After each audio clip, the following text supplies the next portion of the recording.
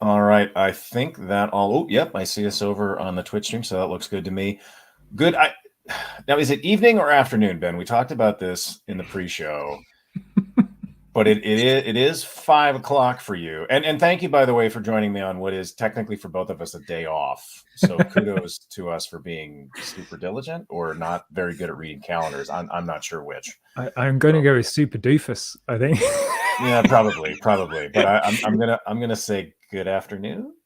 Yeah, let's go with that because I have tea here. So if There this you go. if this was something stronger, we would perhaps say good evening. That's fair. And because we're beyond the watershed. But Right. but yeah, I've got tea here. So let's go with good afternoon. Why not? All right. I like that. We're gonna run with that then, and we'll call it a day. So Ben, before we dive into the topics that you and I've already sort of hinted at in the pre-show, why don't you give me your origin story? How'd you get into this weird world of tech, and what are you working on these days? Well, that story could be a long one. I mean, perfectly fine. We have all afternoon. I've been around for a while, but originally I wasn't going to go into tech. Originally, I was going to go into retail and business. I took a sort of a business flavored degree and college courses and things.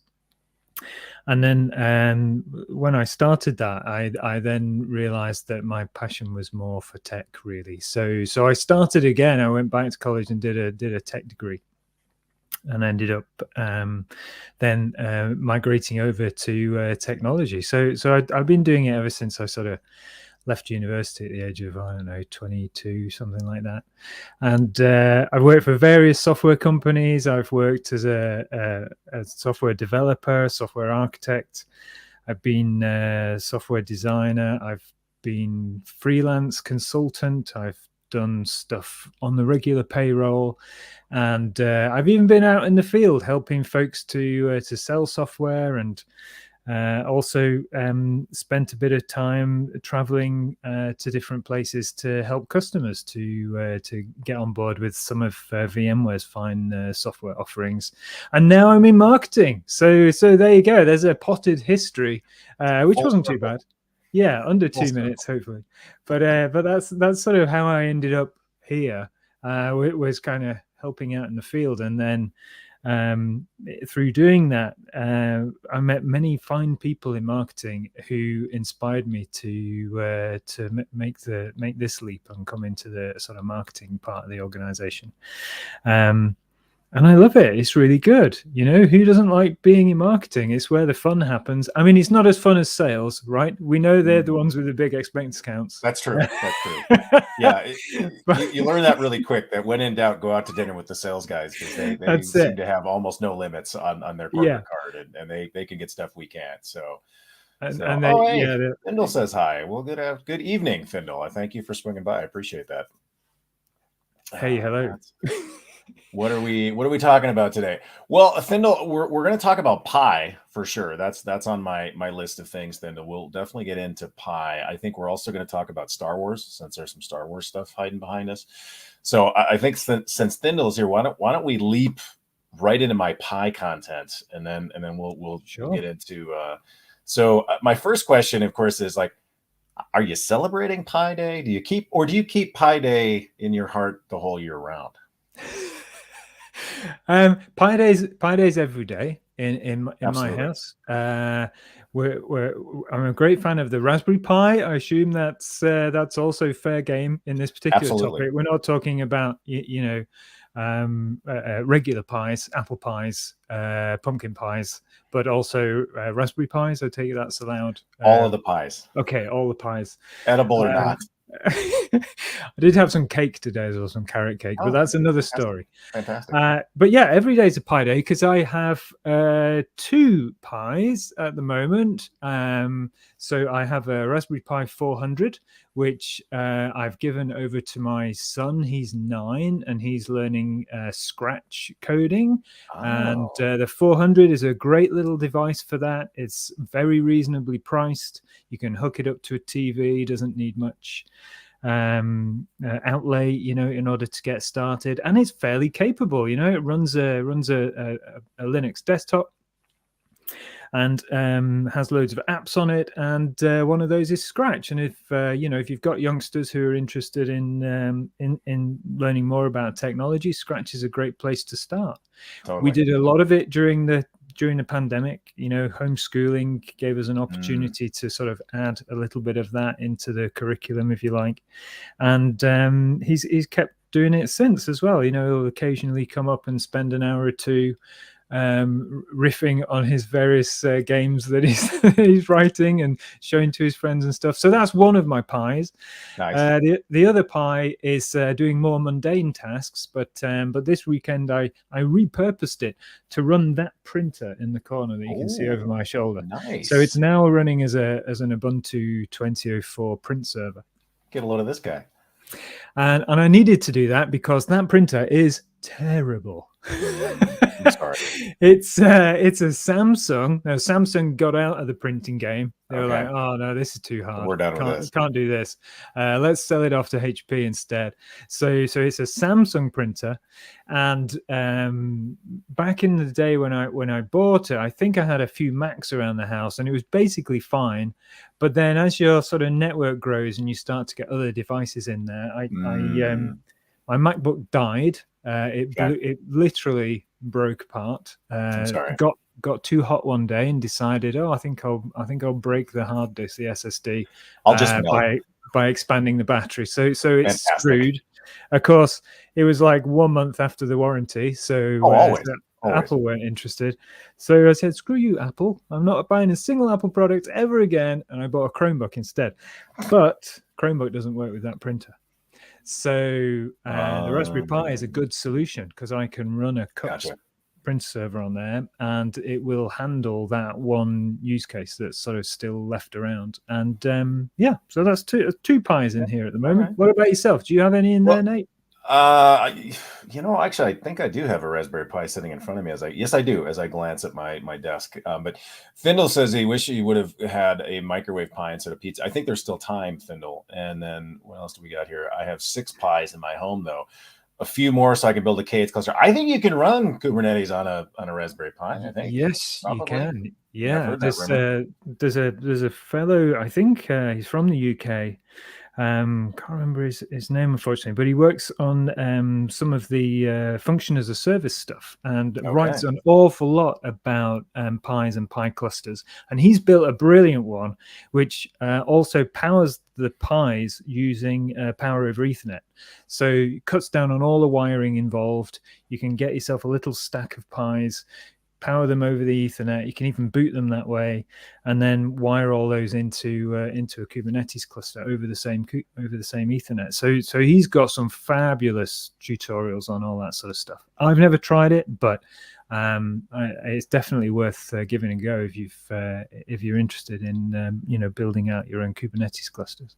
Pretty sure Deshaun has been playing around with some of that stuff as well, if memory serves. But I could be misconstruing things. That's very, very common. I wouldn't put him past him. Smart fellow. No, it sure sounds like something Deshaun would do. I do know that he set up VLANs for every member of his family, allegedly, I think, so he can really segregate what each of the kids are getting into. Which leads me to, so Stendhal says it's been a while since I've had to set up a print server. I actually ran into this problem sort of recently. I was trying to get one of my laptops to print to my printer, and it wasn't working. And I'm like, this makes no sense. And finally, after trying everything, I realized, they're not on the same network. So, really hard to talk to a printer that's not on your network. So well, you bring up a fair point. I mean, that was a gnarly build for me. That was kind of at the edge because there is no printer driver for that printer on ARM. So, of course, with the Raspberry Pi being on ARM, you've immediately got a sort of a problem. It's like, okay, what the hell am I going to do with this then? So it turns out that the open source community had thought about this and solved the problem. So some folks had patched in this particular printer and had a makeable build on GitHub. So, on GitLab in that particular case. So I was able to solve the problem by compiling my own printer driver. How about that? Oh man. Well, that's it can go deep. Sometimes these little projects can go deep. Ben was shaving a yak. Yeah, it's like, I'll just stick a print server on that Pi, and then I know you won't. There's more to it than that. But hey, the thing I like about it is that probably without the Pi, I don't know when I would have got started into Linux, really. And it kind of inspired me to pay more attention to that. And now I run a fully Linux desktop. So I'm on Fedora 35 here at the moment. Oh, sure. And talking to you through Fedora Yeah. 35. So, and I've been We're doing definitely that gonna for a talk couple about of that. years. I've got that in the back of my list here, but I'm with Findle that I'm glad I haven't had to do that in a long time, since they work and then they don't. So my hope for you, my friend, is that this just continues to just work and that you don't have to recompile your print driver anytime soon. So yeah, that is likely a worry. So R.R. Lacoste says that K3s can likely run on Raspberry Pis. Yeah, I think that's true. Exactly. Yeah, folks have been doing that too. And then Findle agrees we can get it to run on Raspberry Pi, but you need a few of them to get it to be feature complete. Well, of course, you got to have enough compute. There's no getting around that. And let's see, what else do we say here? You need a few equals. Yeah, you need a few Pis to run a KH cluster. Yeah, I wonder how many Pis with that before you feel comfortable. I guess maybe we'll have to get Deshaun on and have that conversation with him. Although I do like Findle's recommendation of building a Pi holder in Lego. I'm down for that. I think that would be outstanding. I don't think I can show you easily because it's sort of wired in, but my Pi case is a Lego case. Oh, fantastic. Of course it is. Of course it is. I bought it ages ago and I thought it'd be on display. And like I said, my son's getting interested in that sort of stuff. So it's like, oh, look at this. There's a Lego case. I'll just get that one. So yeah, it's got a Lego case fantastic. In it. So yeah, you can build it into all sorts of things. Oh, that's fantastic. I love it. Findle says 6 to 7 dedicated for a cluster for testing. That seems about right. And then what else do we see here? With a bunch of hats for PoE and PO switching, 250. That's not bad. I mean, that is one of the most interesting aspects to me of technology, just to see how much of that evolution has happened in our career. I remember being in college and buying, I think it might have just been like a 16 meg RAM chip. And it was like $300 US. And at the time, that was a steal. And I was just like, oh my God, I wish I wasn't a poor college student. I'd buy, 100 of these and resell them. And it was like a 1-day flash sale on flash RAM or whatever. And now you're just like 16 gigs, right? Like, no, this was megs. And yeah, it's so Nate, you were about to scalp someone, or you were going to scalp a sale? Oh, hey, that's totally fine. Yes, we'll get into you. So in the pre-show, Ben and I were talking about this wonderful, I guess, situation where, and I'm going to pick on Nike a little bit. I'm a very big fan of Nike. I've literally almost thought about getting a Nike tattoo, and I'm trying to get my hands on some new Nike golf shoes. And so they dropped a couple pairs recently in the Jordan brand. And they only make about 9 of them, apparently, because they sell out instantaneously. And they clearly go to whoever has the strongest botnet. Because if you go to any of the reseller websites, they're all available in all the sizes. So I'm under the impression now that Nike is literally just inventorying directly to StockX and all these other sites for resale. And I really do wonder what the purpose of that all is and why they don't work harder to stop that, because it seems like that would be somewhat easy to sniff out. But what do I know? Hey, there's talk. There was a thing on. I think I was telling you about the weekend. I was watching a thing on the UK sort of TV news channel, an article about this, and there's some parliamentarians. Some I guess you'd think say senators, but thinking of putting a law together about scalping and whether or not it should actually be legal to be able to do this or not inside a particular territory. So yeah, who knows? Maybe there'll be there'll be a law coming along at some point that means we can all get PlayStation 5s again. Who knows? Findle, you can absolutely do a Nike brag. I'm all for it, and I don't mind necessarily that supply and demand dictates this should cost more. I'm okay with that. I just would rather that money go directly to Nike. I'd rather that benefit the people who created it and their shareholders, as opposed to some middle person whose only job it is to get the inventory and ship the inventory. I mean, they're not adding any value here. They're not adding liquidity. They're not as far as I'm concerned, making things any better. So I mean, at least in the old days when you had to like go stand in line and you had to maybe pay 100 people to stand in line, and your profit on this was reasonable. Now these folks seem to be making 6 digits a month for basically for having a botnet, and that bothers me. But I just want my shoes. Is what I'm saying. So it's an emotive subject. This particular article had an interview with a scalper, and I think he made about 240,000 in revenue over a year through this process, but also got death threats. Oh, okay. So at some point there's a balance to be found here. It's like, okay, how much money do I want to make versus how much do I want people to hate me as well. So I don't know. It's a tricky subject, isn't it? I mean. And graphics cards as well. You can't get any graphics cards for love or money at the moment. So yeah, it's a pain. Yeah, totally. All right, so Fendel says they're building a 1D printer that prints on thread before it goes into an embroidery machine. Made a football field under the logo. Wow, which each one having a different pattern. That is crazy. So amazing. Wow, that's pretty cool, Fendel. Good evening as well to, and I don't know how to pronounce any of these things. I'm going to say Ramalwek. We'll try that. That seems like it's in the ballpark. Good evening to you as well. Thank you for joining us. We're here talking about all sorts of weird things today. We'll get back to Pi. We haven't hardly talked about Pi yet, but I wanted to bring this back. So we're talking about how old we are. Findle said that the family's first computer was massive. It had 2 megs of RAM and a 20 meg hard drive. Yeah, I remember those days. And now current machine is rocking 128 gigs of RAM, I presume, and has 16 cores. Isn't that fun? I love this world we live in, right? So yeah, I love it. Oh, good. I got Ramal Weck's name close enough for government work. And then hey, Josh is with us. Hey, Josh, Josh Van Allen, not the other Josh. How are you? Let's see. It's got to be afternoon for you. You want a 4D printer? Wow, that would be an interesting trick to pull off. You have to tell me how you do that.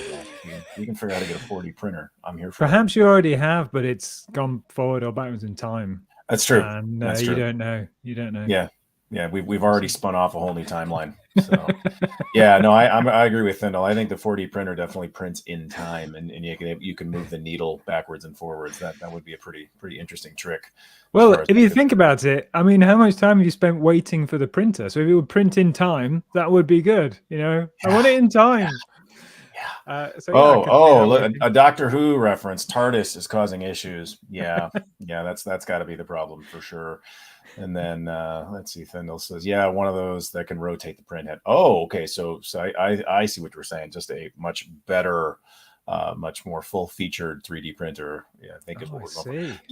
I suspect, and I don't know how many years we got to play this forward, but that will be the norm in a lot of situations. And that's going to have some really fascinating sort of ripple out effects when you don't necessarily have to go to the store to get something, when you can 3D print certain artifacts. That's pretty fascinating. And I heard a story about that as well. I think I read BMW in the UK were thinking of putting 3D printers into every parts department at every dealership, because they have to carry a huge stock of parts, and a lot of them are just plastic parts of a particular shape. Right. So if they could just dump those out of a printer, they'd never have any stock anymore, So right. Not of that particular part. So they could do them on demand instead. So yeah, I think it's already a reality in certain industries. Sure. Probably aerospace as well. Yeah, well, you think about the amount of inventory that would potentially free up, and talk about just in time, right? So that just becomes the matter of, do you have the right material to feed into that printer? So, all right. So Findle says it's called 4D when you can rotate the tool in subtractive manufacturing, and I don't entirely know what that means, but I can definitely relate to this one. Findle is a friend that makes hip replacements. Ben there. I got that. So I don't believe mine was 3D printed, though. I could be wrong, I do know that I set off metal detectors though, so I got that going for me. I think that's when you have a block of material and you take away from it, As opposed to build it up. Yeah. Instead of like having some sort of substrate that you form, it's where you have something, you take it away. I think. So, is that right? Sure. I think that's what we're going for. And so Thindle says instead of replacing the socket and the ball, they just print the ball to fit in the old socket. Oh, that's fascinating. Yeah, I mean, I've seen my X-rays, so I can tell you that there's a lot that goes into that. And again, I definitely do set off metal detectors, assuming they have it tweaked right. I've noticed in Florida, I don't set off the airport metal detectors because they've tuned them down ever so slightly. And I remember actually the last time I went through in Minneapolis, the guy made the point that, yeah, you just barely tick it. So I'm apparently right on that edge. And I think if I was a smaller human being, I probably wouldn't set it off. But the spike in my femur is not small. So, and boy, that'd be, if the recovery time is better, that would be pretty massive, because I would say the recovery on hips is shockingly good, at least in my experience, although I was fairly young when I had it, so maybe that had something to do with it. But let's see what else. Oh, Josh is not sure why am I not surprised about Florida. Well, so my theory, Josh, and it's just a theory, I have no way of actually playing this out, is there are a large number of travelers in Florida who have joint replacements, and if you really had it tuned to where you're going to catch every single one of those, you would be stopping and patting down a rather large number of passengers. So I could be wrong. I think you should have a fun detector though as well. And it's like, if you're not going to be any fun, you can't come in. It's like, yeah, we don't want that. So maybe you should add a fun detector elements to it. Exactly. So and Thindle agrees that subtractive manufacturing is old school CNC, and I think people are agreeing with my theory. So we're going with it. We're going to pretend that that's what's happening. I don't know. We're going to run with that until I'm proven otherwise. So, good times. I had no idea we were going to get into 3D printing, but I'm here for it. I read the Expanse series, which is a huge dedication of time. So I shake my fist at Raju for introducing me to the Expanse theories. But throughout that, there was I'm 3D printing some parts for the ship. It's like, oh, okay, love it. Interesting in zero gravity, I would imagine. Yeah, well, there was a number of fascinating tweaks they had to make there. Like, instead of, you couldn't drink coffee out of a cup, it had to be in a bulb, so you could like squeeze it basically into your mouth. Yeah. Now, I just in the last couple of weeks finished the Expanse TV series. So many people had told me I need to watch the Expanse, and I got to be honest, I found it okay. Right, it wasn't stellar. It's no, it didn't really set my world on fire. But one thing that I found annoying about it was lots and lots of people tell you to watch it because, oh man, the physics and the things they've had to think about and they've put into that show, and which is true. Yeah. Sometimes. And then other times that just goes completely out of the window. So, 1 minute there's a cup floating around in space. The next minute they're dropping things on the floor. And you're like, how's that work? So it's not consistent. Right. You're gonna do it consistently. Sure. So yeah. So Thindle loved it until they went into the aliens and then went to the like phase. The books are outstanding. So if you've not read season the books, 2. Yeah, well, that was early. Yeah, I mean, it is pretty fascinating how quickly it went from this is sort of space drama, aka Game of Thrones in outer space, to, oh wait, what is going on the other side of this? Like, I don't know what to even call it. The other side of the gates. All of a sudden, like, who are these things we can't see, and what's happening? And yeah. And it ends quite, unsatisfactorily as well. It's kind of this truncated season 6. A lot of people must have switched off or something. I don't know, but it's okay. It's no Handmaid's Tale though. If you want to watch something that's going to absolutely grab you by the throat and not let go, then it's nowhere near that sort of stuff. Okay. But at least as an American, Handmaid's Tale is getting way too close to reality. So I don't know. I thought it was a documentary. Is that not? I think it is, actually. Little known fact. Just pick your favorite state, and it's probably going on to a certain extent there. At least that's the way the laws seem to be moving. But Thindle says got one book left to read. Well, I think there's 2 more books coming out, but they're like novellas. They're short little books, so I don't know how to count those. But yeah. I've got no problem recommending books, because books are so much different to TV shows anyway, aren't they? You know, you get inside people's heads when you read about their characters in a book, and in ways that you never can in in film. So yeah, that sounds very safe to just keep going, right? Right. So no, I'm with Thindle. I'm not sure I can do Handmaid's Tale. My psyche can't deal with it. Yeah, it's pretty rough. It is rough. Yeah. It is rough. I think, but that's what that's what really grabs you. Like, I watched a movie at the weekend. Probably a lot of people have seen it already, but there's a movie called Whiplash. Oh, okay. Which is about a sort of a teacher character who's quite abusive. You know, is in the way that mental health and stuff has become such a hot topic. You know, you can watch this movie with that lens on, and you can really wince. You know, it really makes you wince. But also through that process, you sort of learn a little bit about the motivations of this particular person and what's motivating them to do that, and what it is they're trying to achieve. And by no means, I'm not recommending it as a way to excuse this behavior. It's not an excuse for this behavior, but it does show an interesting character from lots of different perspectives. And when you put a modern lens on it, it really makes you think differently about, okay, what, how do we treat people, and how what's acceptable and what isn't, and does the end justify the means, is probably the ultimate moral of that particular tale. But I'd recommend folks go and take a look at it. It was really, really good. Oh, fantastic. But again, difficult to watch because of this, this characterization that's in this particular movie. But it was a music teacher teaching a drummer. And it was absolutely fascinating from the first second all the way through to the end, and there's not many movies do that, really. It's quite quite a challenge. Right. Fascinating.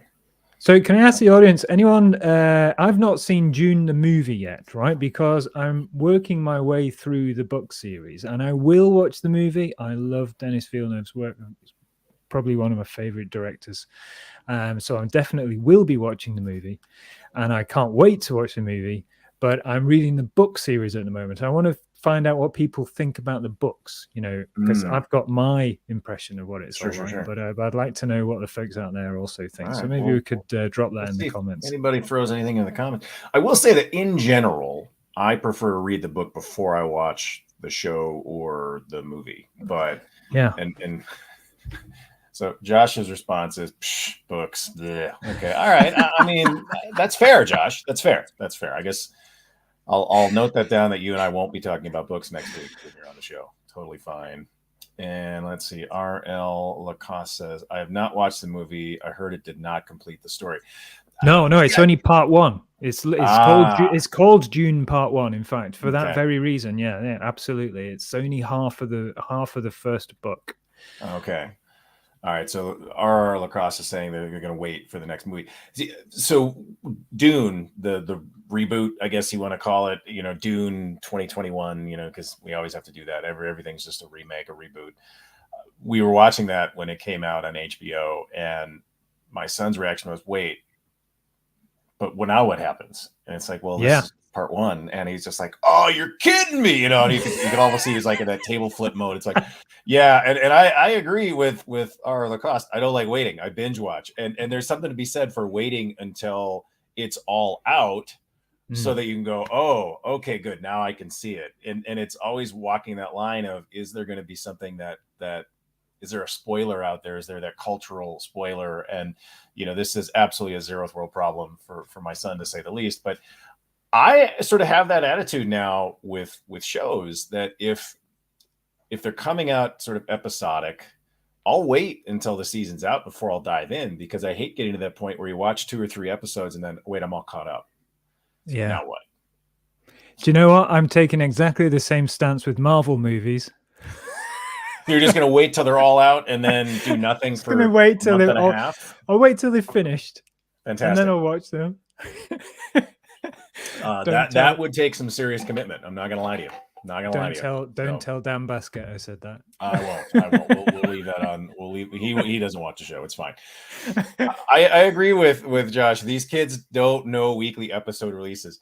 I realized that when my son was much younger, and when he was, I don't know, 4 or 5 years old, and he would just come downstairs and turn on the TV and go to the DVR. And so there was no concept of a network television schedule. It was just, these are the shows we record, and oh, look, there's a new one. And the idea that comes out on Monday at 8, what's that? And exactly, yeah. I mean, I agree that's kind of the way that works as far as I'm concerned, right? Is just wait for it to come out and then it's available to you. So, yeah. Kendall says all the Marvel movies are out, and no. Not in my lifetime. Nope. No, I think this is what they call a cash cow, and they're just going to keep turning that crank until they start losing $400 million a movie. I think you milk a cow. If you crank it, there's something gone wrong. That's very true. That's very. Do not crank the cash cow. Don't crank your cows. But yeah, I've just had to have the same conversation about the whole sort of series, and one coming out next Friday at whatever with my son, because we were watching Lego Masters, which is an awesome show if you like a little bit of light reality TV for the whole family to watch. Lego Masters is brilliant. But it's the same deal, it's like one a week until it's done, and it'll arrive on your streaming service, one at a time. And having to explain this was mind-bending. So why isn't it just there? So, right. Well, you see, because there's no level of account will satisfy a 9-year-old when they just want to see the next one. So just want the next one. Give me the next one. So I'm with Findle. If you haven't started the Marvel series, you're going to be in a world of hurt, because if you start now, you're going to die before they all come out. So you just have to kind of dive in. But Tyndall, I think I should come clean here. I'm not a fan of Marvel movies. So right. Me waiting until they're finished is kind of, a shady way of saying, like, I'm not going to watch them. I'm just going to go there. Fine. That's perfectly fine. If I'm on a flight, they make the that's going to fill some hours. Travel entertainment. Yeah. Right? Because you're on a flight. It doesn't matter if you miss a few minutes of it. It doesn't matter. It's just it's mindless. Things blow up. Oh, look at that. It's ideal. And I think you're absolutely right. I agree. I like them, but they're popcorn, and that's the way you have to look at it. And I'm with you for that. And I agree completely.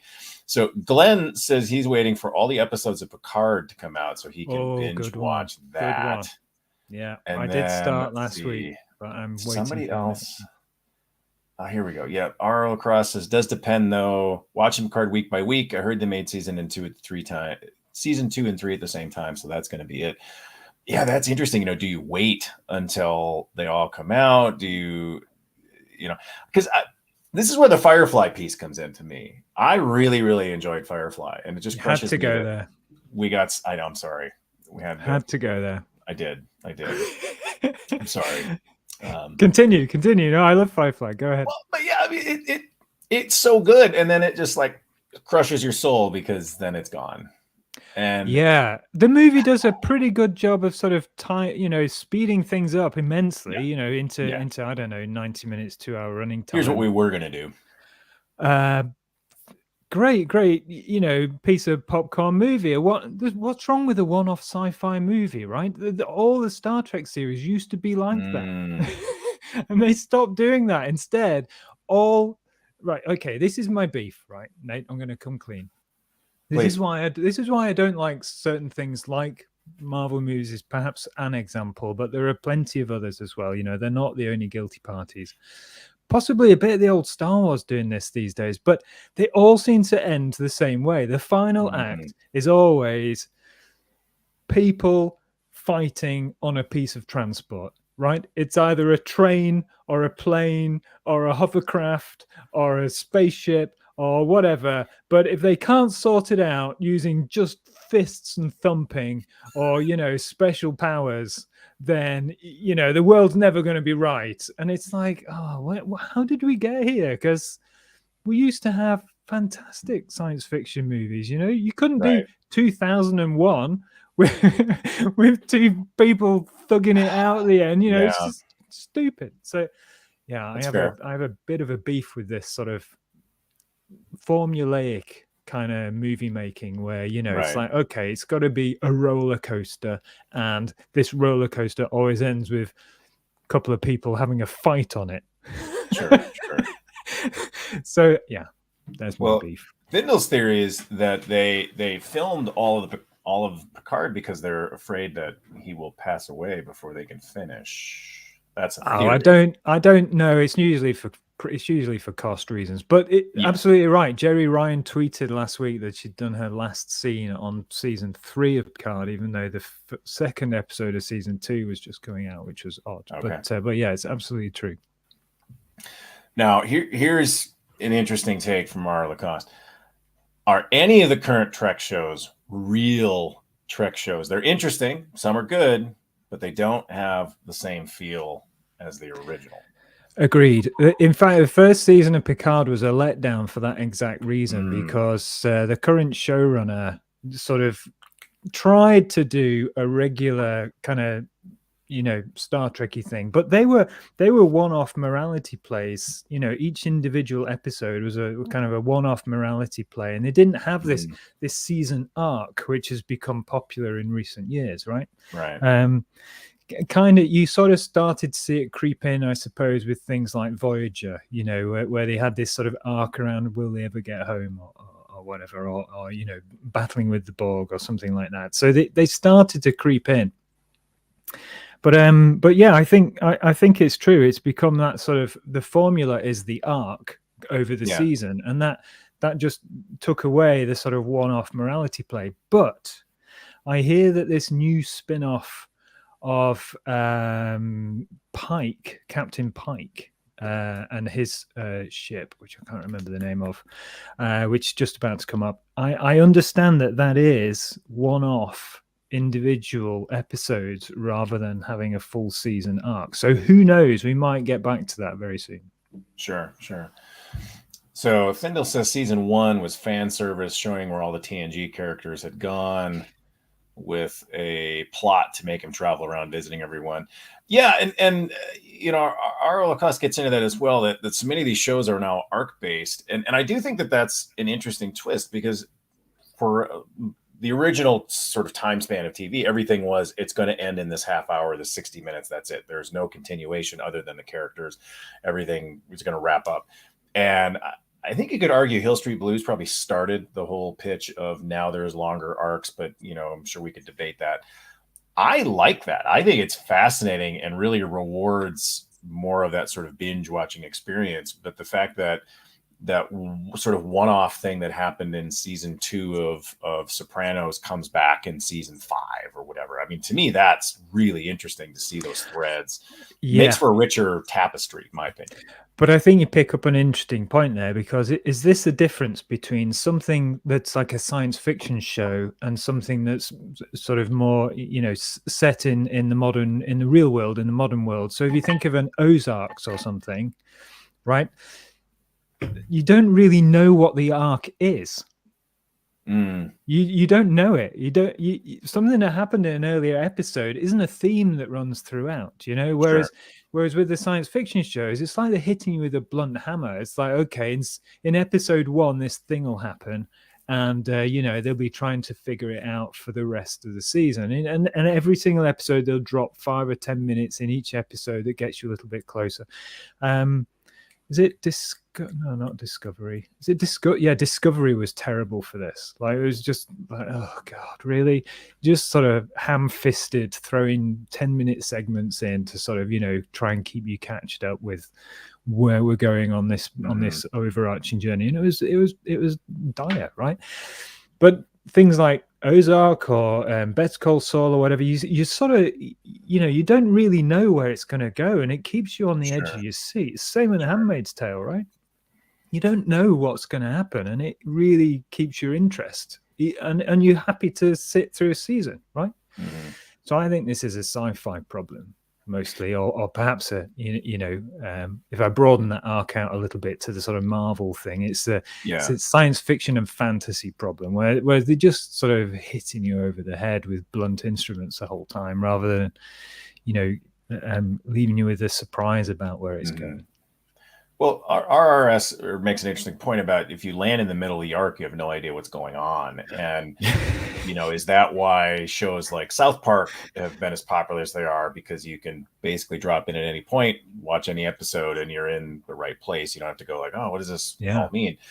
And I do think that's one of the interesting lines to walk, because I think most of the Marvel movies stand on their own. You could just watch it and be entertained, eat some popcorn.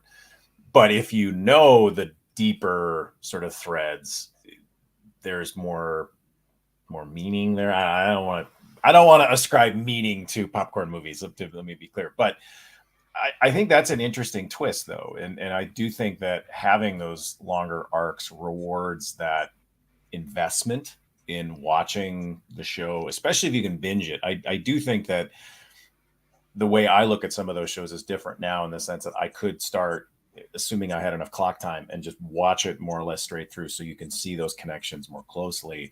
But if you miss them, I don't think it's like, oh my God, I don't understand. Why are they killing this person? Yeah, and I there's definitely a certain amount of truth in that. If you dropped in halfway through The Expanse, you're kind of, what the hell's going on here?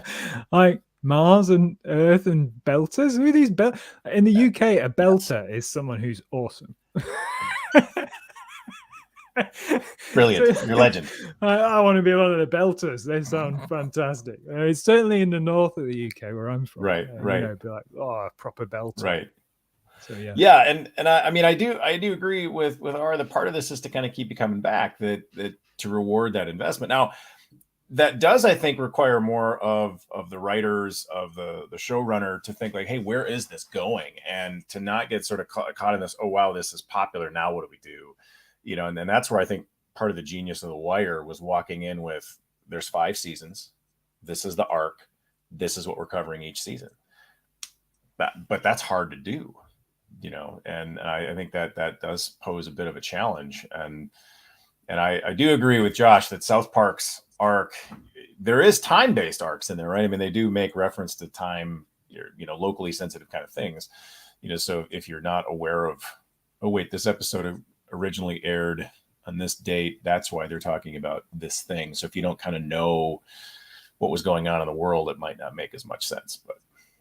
But again, I take you back to something like Better Call Saul, right, where there are 5 seasons, and the ending, right? Because like the ending is, the introduction of this character into the world of Breaking Bad, but it's still fascinating to watch, because you don't know anything else about this character, and they don't give you the clues in the first episode about where it's all going, and they don't hit you over the head with that blunt hammer to say like, oh yeah, we're gonna deal with Boggs the whole way through or whatever.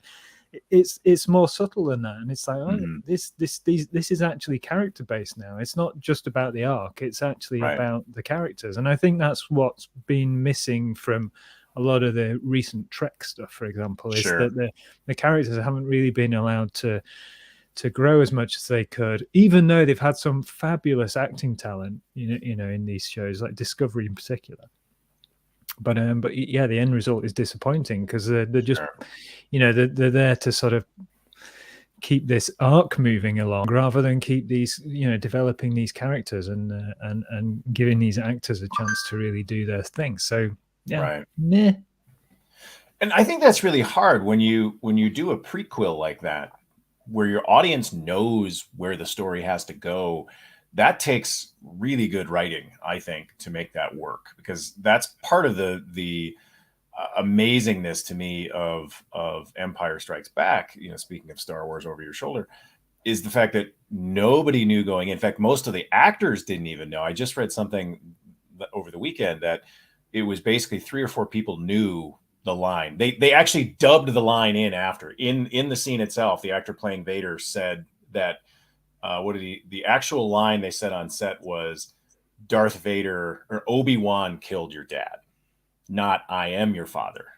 and that was dubbed in after the fact. So there were like 3 or 4 people who knew going in that. So it was not. Yeah, yes, exactly, Findle. The "I am your father" was not what they said on set. So no one on set knew about that. It was yeah. Well, now the thing I read, Findle said that Vader's line on set was "Obi-Wan killed your father," not "I killed your father," not "I am your father." And who knows exactly what they said at that time, but to think that, yes, Luke knew the line. Obviously, James Earl Jones knew the line, but there was a very small subset of people, 3 or 4. So it was a surprise to a number of people, and I think that's pretty cool. Oh, good. Okay, Findle's backing me up. Good. So I'm on the right track here. So you think about how hard it can be to keep secrets in these movies, and how the big reveal. I just read something, speaking of Marvel movies, I know your favorite topic. The actors were told hey, spoiler alert, at the end of Endgame, they said all the actors thought they were they were filming a wedding, that it wasn't in fact Tony Stark's, and I'm sorry, Ben, you haven't seen Tony Stark's funeral. I saw it on an airplane. No, I saw it on an airplane. Oh, there you go. Then you're up to speed. You're up to speed. So, I was awake for that bit. Yeah, and I mean, part of this, as Josh points out, Tom Holland didn't know it all. Some of the actors were so bad at spilling things during interviews that they would give them fake lines. They wouldn't even tell them who else was in these scenes. You're filming against a green screen, and you just pretend there's an actor here. That had to be crazy. Yeah, Tom Holland leaks like a sieve. Like you wouldn't give, you wouldn't be able to keep a shopping list secret. Don't tell him anything. I've seen him exactly. on the the interview shows. He's you got to watch out there. Yeah, Findle's backing that up. Just keep him in the dark. He can't keep his mouth shut. and yeah, Josh. And that's why he wears a mask. I think they cover the eyes. Can't trust him on set. So, and I'm with you 100%, Arlo. Cause I think Marvel movies are one of the most idyllic things to watch on an airplane. Just let it flow over you. If you miss something, you miss something. It's not the end of the world. Lots of stuff blows up. I think that's a slightly sarcastic, perhaps, comment there. Forgive me if it's not. But yeah, because folks really, directors really complain, don't they? Christopher Nolan famously complained about Tenet. Wanted it out in movie theaters. It was still pretty hard to watch in movie theaters. I mean, it didn't really matter. Mm-hmm. But yeah, I think if you can enjoy it on a big screen, great. But I mean, in fairness, it definitely loses something on a 9-inch screen. It's not as visually powerful. I will grant you that. So yeah, but at least you can what he was driving at. At least you can Google what the hell is going on. You can pause it and sort of swipe to your browser and go, what the hell is going on in Tenet? And then try and figure it out. You might enjoy it's like more. Memento. You need to watch it a few times, I think, for it to actually make sense. And Glenn says that watching a Marvel movie on an airplane makes it actually a fully immersive experience, because if there's any turbulence, you feel like, and if they could time the turbulence up with the movie. And I've heard that if you watch Tenet backwards, it makes much more sense. Oh, interesting. So yeah, just play it backwards. Well, R says you watch it as a rewatch on a plane, so I can dig that. And let's see, what do we got? The Tenet is like Inception. You just need to watch it twice to get it. And Memento is fantastic. That's a really, really good movie if you haven't seen that one. How did Pi Day? So Thindle asked the question, how did Pi Day turn into movie reviews? I don't know, Thindle. I mean, I never come into this with a script. I have no idea where we're going to go.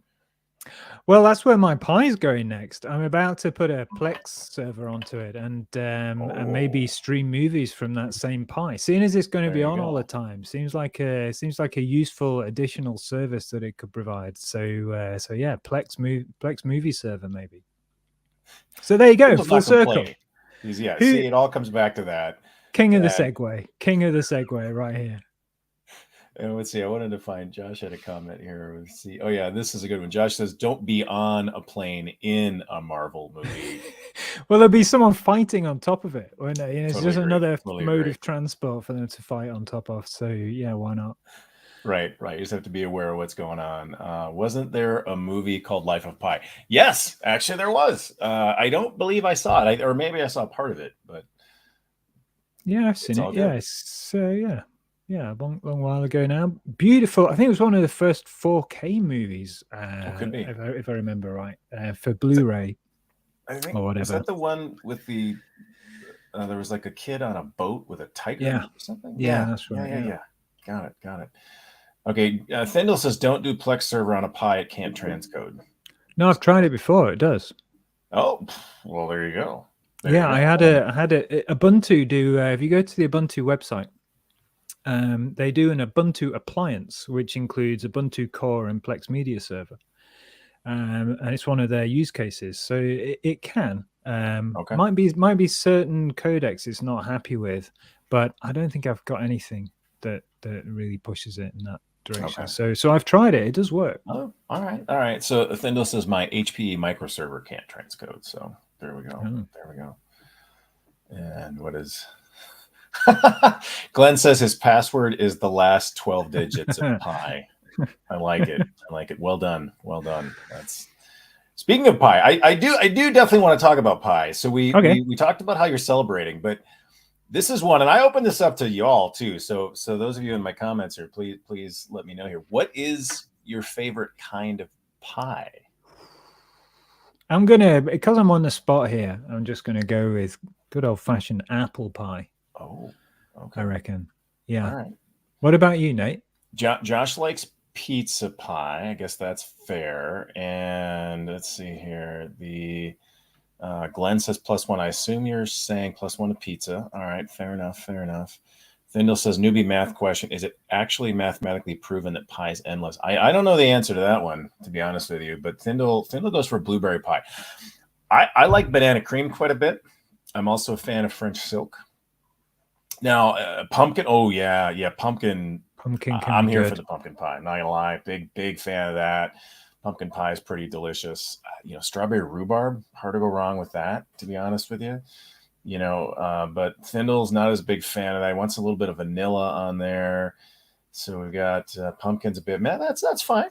That's fine. There's nothing wrong with that. Now, how does pumpkin pie translate outside the States? I always Oh feel like yeah, that's sure. more of okay, all right, because I always feel like that's Yeah, kind of a absolutely.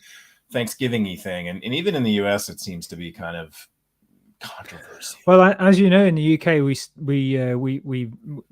culturally appropriate all of your holidays. So Halloween is a great example, and pumpkin's really easy to get hold of that time of year. So yeah, I'd say it's fair game. But Okay.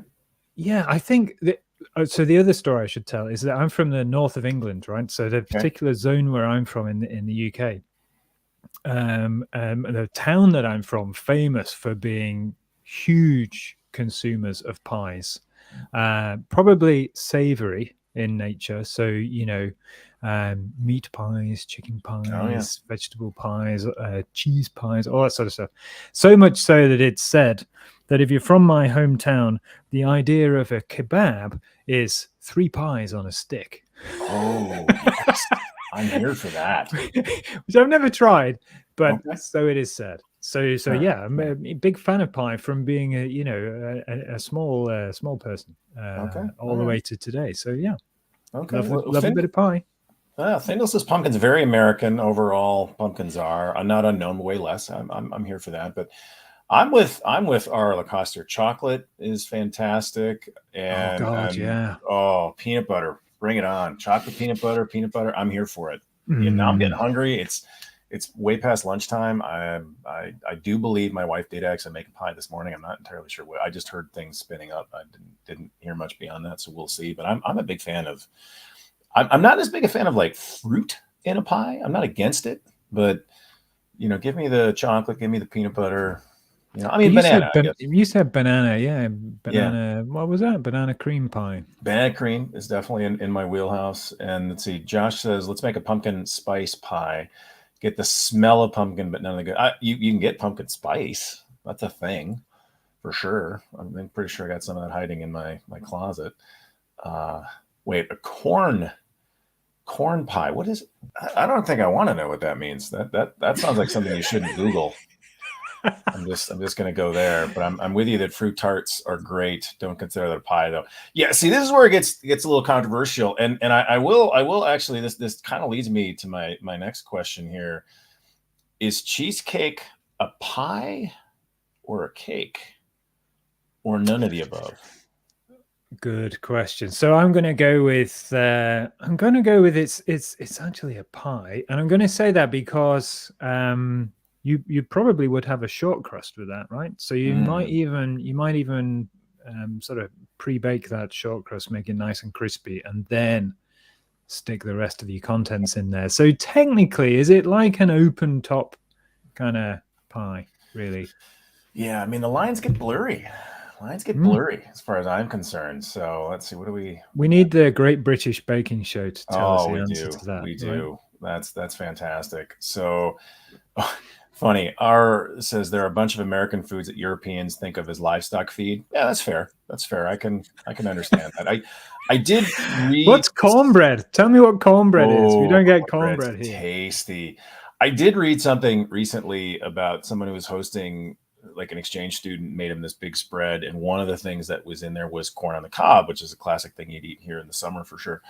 And the person wouldn't touch it at all, and his reasoning was, this is what we feed animals, we don't eat this. And so, there's definitely some cultural appropriation, I think, going on there as well. So that's a terrible you're missing out. You should definitely have that. It's good stuff. Fantastic. And so Josh wants to know, is Chicago deep dish a pie or a cake? I think it's a pie. And I do think I'm with Glenn, pie with an attitude. I'm going to go with the bread though. Isn't it more bread? Probably. That's an interesting.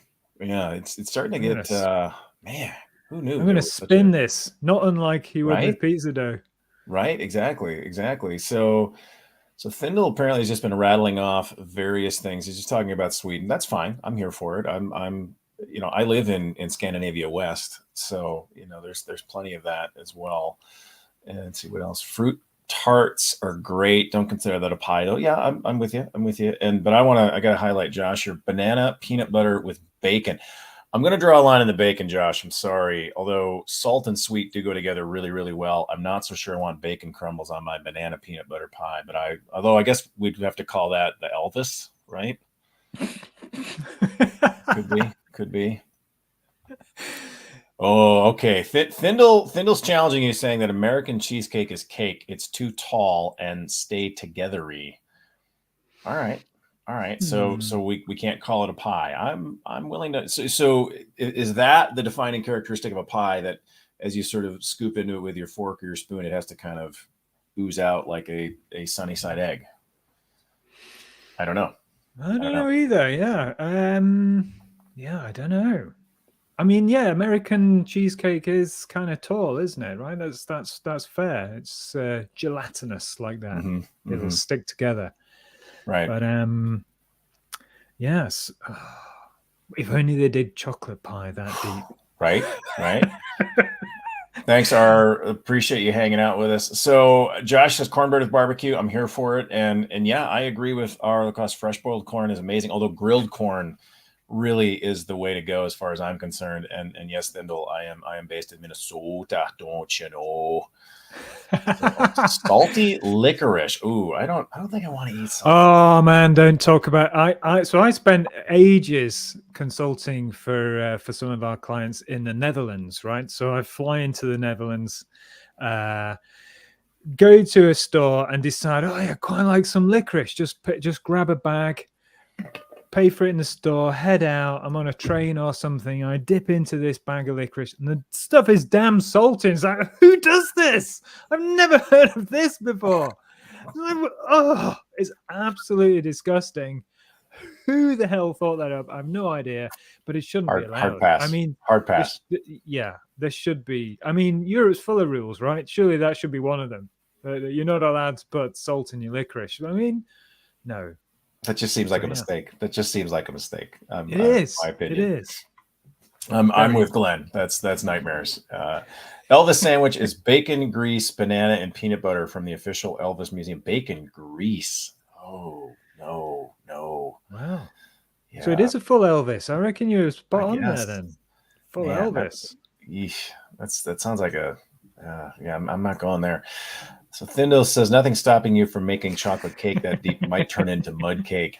Yeah, it's fair. That's Oh, fair. Mississippi mud pie. We're back Oh, to the that's pies now. thank you. See, Mississippi mud pie, that's right in my wheelhouse. We got some coffee, we Boom. got some chocolate, we got a little bit of Oreo crust going on there. Like, oh yeah, I'm here for it. And apparently the theory here is that this salty licorice came from the Finns. So I mean, So look, I'm probably coming I don't back know. to the US later on this year, Nate. We should hang out Fantastic. and do a pie tasting. We I should. think We that should. would be fair, right? Yes. We could do that. Thousand We percent. could line them all up in front of us. We could Yes. have little cards maybe, Hmm. and figure out which is the Do a live best show. pie. Yeah, which is the best pie. We could we could live stream the pie show. I don't know who would pay for that, but We'll figure it but out. We'll figure we'll it out. figure it out. We'll find a sponsor. Yeah. Yeah. Josh has Yeah. next pie day. We'll have to plan ahead and see what we can make that happen. But there is actually there's this restaurant between where I live here in Minnesota and Chicago. There's actually two of them, I think, if my memory serves. It's called the Norsky Nook, and they have 50 some odd pies and it's literally like grandma in the back making these pies, and they are just phenomenal. And it's they have everything, like any variety you can think of. And it's one of those deals where, yeah, we're already sold out of that one, so this is what we have. Sorry. And yeah, there's something to be said for that kind of small town, homemade, the way grandma used to do it kind of stuff. So tasty. Yeah, let's So do it. tasty. We should definitely line some of these up. Maybe that's what we should do. We should try home cooked, pies versus the store bought alternatives, right? Maybe even blindfold. I think to quote Josh here, that's how Elvis packed on the pounds. So I think that's what we're gonna. You and I'll have to fast before we do that. But Thindle says that they can send you some surströmming. Struving. Yes, I think I know what this is. This is an IKEA flat pack furniture set, right? If you want weird stuff to put in a pie. I don't know what that is. I don't know. It's herring that counts as a biological weapon, I think. Oh no, I've heard of that stuff. You can keep it. You're fine. Don't send me that. You can keep that. And allegedly, you're not allowed to bring it on airplanes. Is this the kind of thing that if you open a can of that in the office, somebody's going to get really mad at you? You remember back when we used to have offices? I think this could be, a future Marvel superhero superpower is surströmming. Not throwing it around. Like, apparently, this is not alleged. Like, this is you're not allowed. Like that's a problem. That's a problem. So.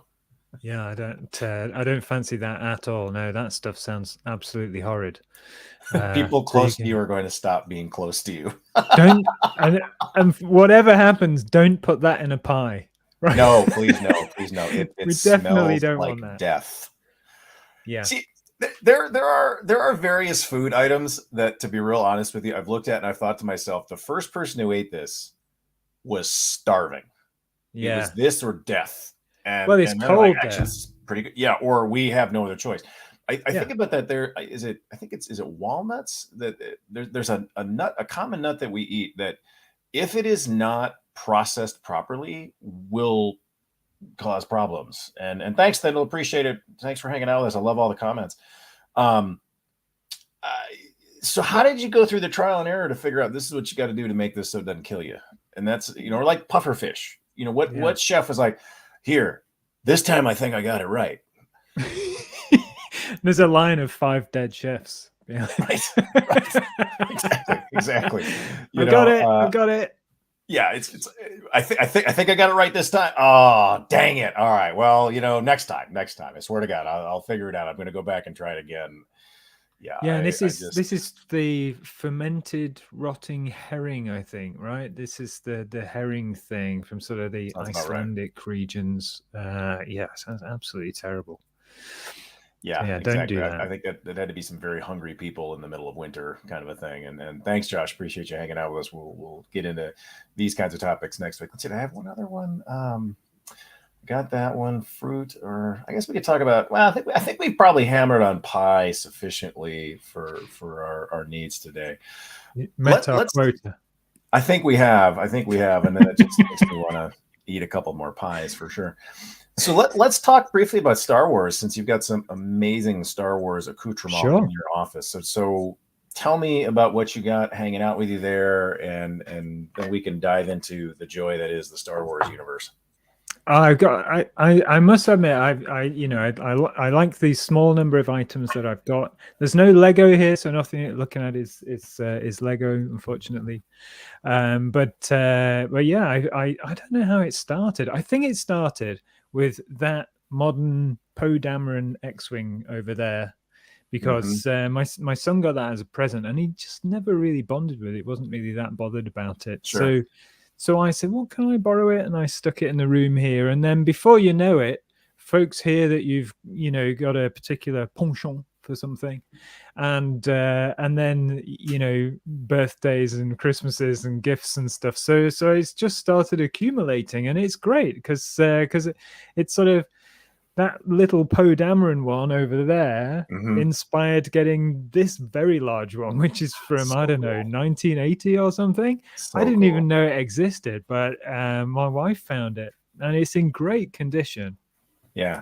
But it looks kind of cool there on the wall, and then the pictures behind me are one of them's of C3PO and R2D2. And the other one's like a low poly stormtrooper, which is pretty good. And then down here, if you can see that, we've got our family in Lego minifigs from Star Wars. Fantastic. So I'm Ben Solo in the middle, and my wife is Princess Leia, and our little one is like a little Jedi Knight, like Awesome. Obi-Wan or something. So yeah, it's pretty good. And then this one over here, my son painted that. He got into a stage. He's fascinated by space generally, and he got into a stage where he was really interested in the planets and stuff, and started to sort of study up on it, and was it sounds really odd, but he went through a phase where he was really interested in asteroids, and wherever he could find a picture of an asteroid, he would create a little sort of fact sheet on it, including a picture. So he'd draw a picture of this asteroid, and then sort of fill out some of the details, many of which are on the sea on Expanse. Have been used as space stations and stuff. Totally. On Expanse. So he had all that, and while he was into that, he painted a little picture which I've put in a frame, which is a Death Star. So yeah. Oh, that's fantastic. So yeah, it's good. But I like it. It's nice to have something to talk about, because we're all doing Zooms all the time, and you drop into a meeting, and maybe it brings a little bit of party to the meeting. A little bit of that's kind of interesting. What's that? So hopefully it provides a service to others where they have something to maybe take a look at during those long business meetings that you would otherwise have. Right.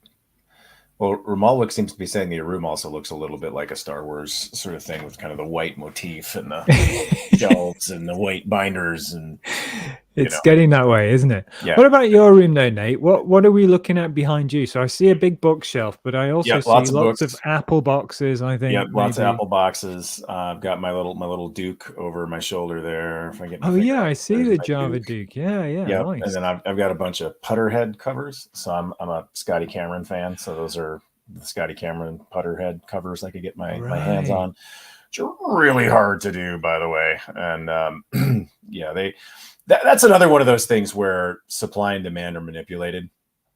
If you really want to get your hands on any of those, you have to basically join the Scotty Cameron Club, which charges an annual fee, and then you have to be paying attention on the day they're released.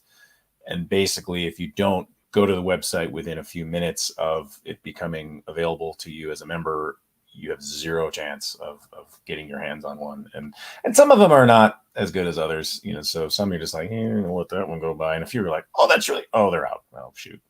Such is life. Right.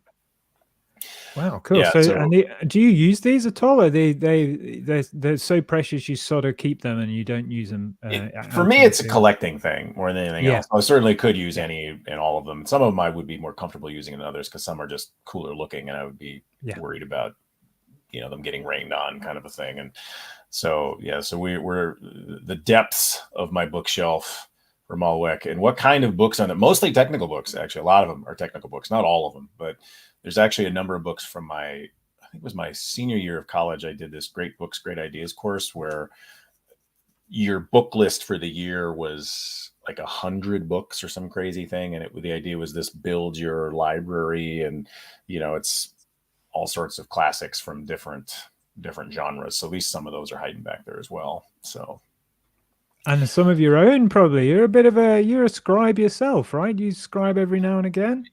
yeah, a couple. I think let's see if I can roll the right way. Well, there's Yes, there we go. yeah, I got one of my books hiding back there. We've got Raju's latest book. We've got Mark's latest book. So I do my best to try to. I just have to like lean the right way, I guess, to make that all work. But so I like. Glenn has a monolith action figure. Legos next to them have not evolved yet. I'll keep you posted. Fair point, Glenn. We'll have to talk about that when we're all in Atlanta here next month, at least in theory, right? Fingers crossed. Oh, good times. I do actually have. You can barely see his elbow poking out. I have a Ted Lasso figurine that made an appearance on last week's show, and so he's now hiding behind my bookshelf. So that was Cool. the best place to stash him for the time being, anyway. And So what looks like a photograph of Tower Bridge. Right? it is. It is. Yeah, I actually took that on one of my trips to London. I'm not even sure when I took that. I'd have to look back on my camera roll, but I've actually got a few shots that I've taken around the house. I've got one from